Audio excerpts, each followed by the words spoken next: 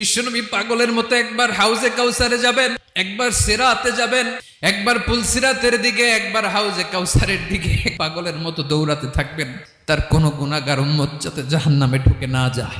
কিয়ামতের ময়দানে ওই বিভীষিকাময় সময়ে মুসিবতের কালে মানুষগুলো পাগল হয়ে বিশ্বনবীকে খুঁজতে আরম্ভ করবে। সবাই মিলে বিশ্বনবীর কাছে যেয়ে বলবে, ইয়া রাহমাতাল লিল আলামিন, দেখেন আমাদের কি অবস্থা, কি কঠিন বিপদে আমরা আছি, দাঁড়াতে পারি না, সূর্যের আলোতে ঘেমে হয়রান। বিশ্বনবী মাকামে মাহমুদে যে আল্লাহু আকবার বলে সিজদায় লুটিয়ে পড়বেন, বিশ্বনবী এমন ভাবে অজর দ্বারায় সিজদায় লুটিয়ে পড়ে কাঁদবেন, রব্বুল আলামিনের রহমতের দরিয়ায় জোশ লেগে যাবে। রব্বুল আলামিন এই দৃশ্য থেকে সহ্য করতে পারবেন না। রব্বুল আলামিন বলবেন, ইয়া মুহাম্মদ ইরফা রাসাক, ও নবী আপনি মাথা তোলেন, আপনার কান্না আমি সহ্য করতে পারি না, আজকে আপনি যা চাবেন তাই দেব। ওয়াশফা তুশাফা, যার জন্য সুপারিশ করবেন তার সুপারিশ কবুল করে নেবেন।